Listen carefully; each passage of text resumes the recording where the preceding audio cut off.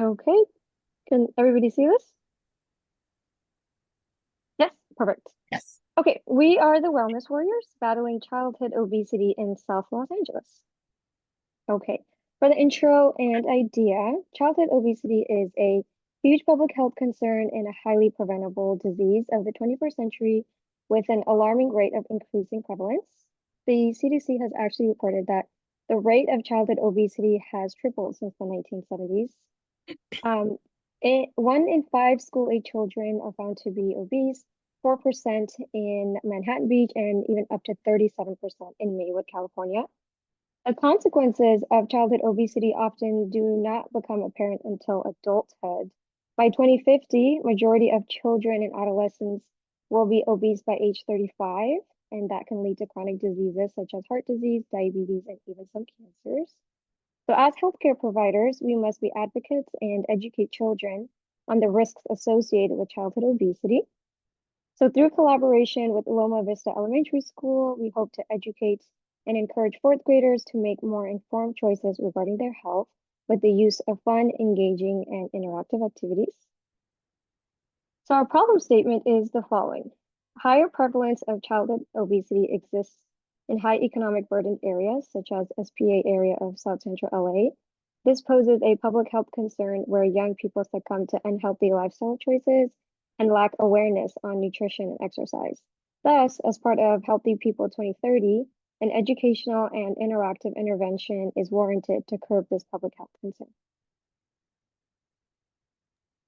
So during our research, the evidence that we found had some overlying themes that connected childhood obesity to our goal of our project. So some of those themes are that there was a strong link between family finances, financial situations, and childhood obesity. Childhood obesity is multifactorial, and most kids now consume their information from social media. So that's what really drove our project to adhere to the needs of this generation. It also takes a multi-systemic approach to tackle this problem, and a lot of the research that we looked at showed that the problem actually starts in school, and that's an ideal environment to address childhood obesity. So here's some statistics regarding our subject. So obesity, specifically childhood obesity, is at 37% in LA County. So that's, if you look at that, that's every 3 out of 10 kids. I also looked at exercise, and around 1.7 million kids in LA County alone do not feel safe enough to go outside to a local park or even their front yard to exercise and get out of the house. Um, and also another research that we looked up was that on average, a kid in LA County is spending around 6.5 hours on a electronic device instead of going outside. Another thing that I wanted to point out is that more than half of the schools in the district failed to meet the required 200 minutes of PE that was needed every 10 days. So that really honed in on the environment of the school for us. And one more thing is that when we were researching this, the grade levels that were affected the most was fourth and fifth graders at 26.4%.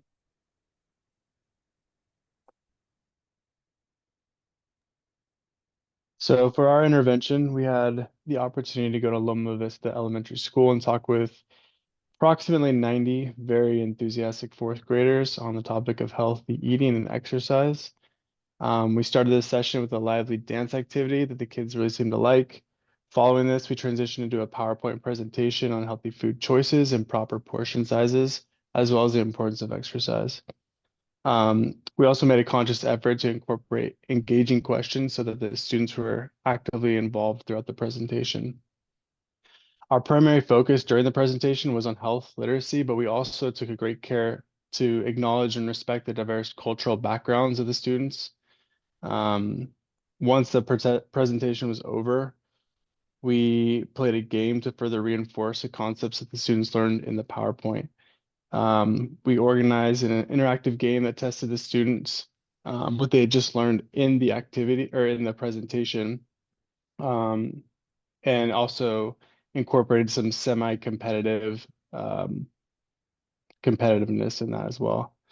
So ultimately, our main goal was to empower the students to make healthier lifestyle decisions that would positively impact their life. So how did we implement certain factors into our intervention?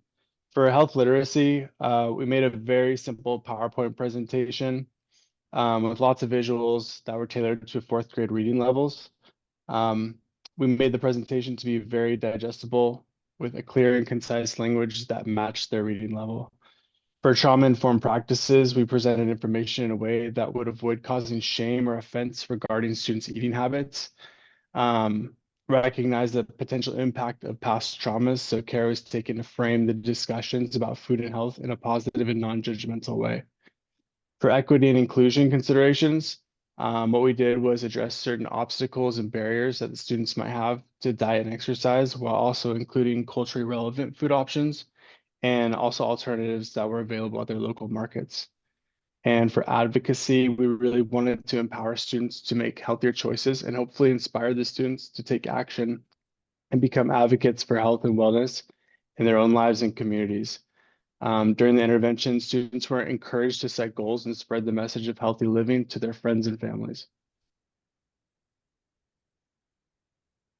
Okay, so for our survey questions, we asked these questions first about a week before we did our intervention, and then we asked the same questions again a week after we did our intervention. The only questions that weren't included in here is we asked about gender and we also asked about age, but they were kind of split evenly. It wasn't really applicable to our research. So our first question was, how much of your plate do you think you should be fruits and vegetables? And then we asked how much of the plate should be vegetables like meat, nuts, fish, or eggs. Then how much of your plate at meals do you think should be whole grains?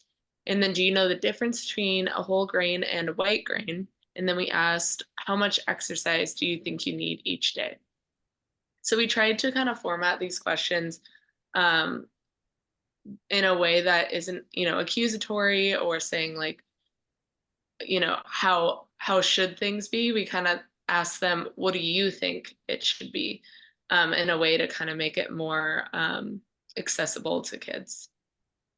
And then for our results, so I looked at the data that we got from the pre and post, and we compared the differences in correct answers. So we noticed that there was a 9.24 increase in the understanding of fruit and vegetable portions, a 7.2 increase in the percentage of students that were able to correctly identify the protein portion. And then we had a much higher amount of students.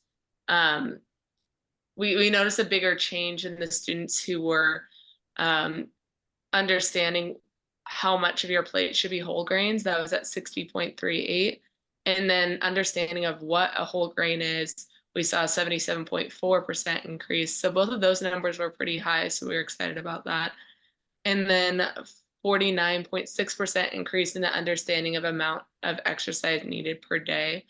So for the first two, I'm wondering, we kind of had a few ideas of why that may be, that those numbers weren't quite as high as we would have hoped. And maybe the students were a little bit confused at, sometimes we talked about ounces, sometimes we talked about the plate sizes. So I think we could have been a little bit more clear of, what part of the plate should be proteins, what part of the plate should be vegetables. And then maybe we could have been a little bit more clear in our survey of, what part, what does it mean to be like some of the plate? What does it mean to be half of the plate? So that maybe could have been more clear. Yeah, so those were our results. Okay, and so for our Star Wish, I'd like to begin by highlighting some of the things that our group as Wellness Warriors did well. Number one, we used engaging content by introducing topics of exercise and healthy eating through interactive and visually stimulating materials, such as videos that incorporate dance routines and competitive hands-on activities. We also encouraged participation. So we fostered an enthusiastic learning environment where questions were welcome and participation was encouraged through positive feedback and game prizes. One thing that we wish to do better in the future is in making sure to incorporate data that reflects barriers or challenges that may affect the ability to exercise, as well as eating healthy amongst communities with high rates of childhood obesity. So some of these things could be the availability of healthy food markets in the neighborhoods, financial constraints, and safety. So our call to action, we'd like to ask everyone to join us in building healthier communities. Right now, childhood obesity rates in our communities are reaching alarming levels, but together we can make a difference. It's time to take action to promote exercise and healthy eating habits amongst our children. Here's how you can help. Start by getting involved. As parents, attend your child's school parent board meetings, and as citizens, attend city town hall meetings to advocate for policies and programs that prioritize access to healthier lunch options and adequate physical education. Educate and advocate. Spread awareness about the importance of regular exercise and proper nutrition for children's health. Lead by example. Set a positive example for children by prioritizing your own health and wellness. Incorporate regular exercise and nutritious meals into your own daily routine and encourage others to do the same. Lastly, we ask that we all collaborate for impact.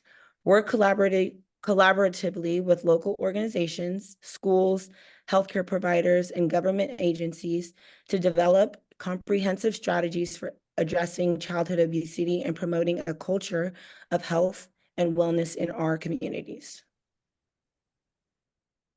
These are our resources. Let us know if you have any questions. Thank you. I'm going to stop screen sharing now. And I'm going to stop recording now.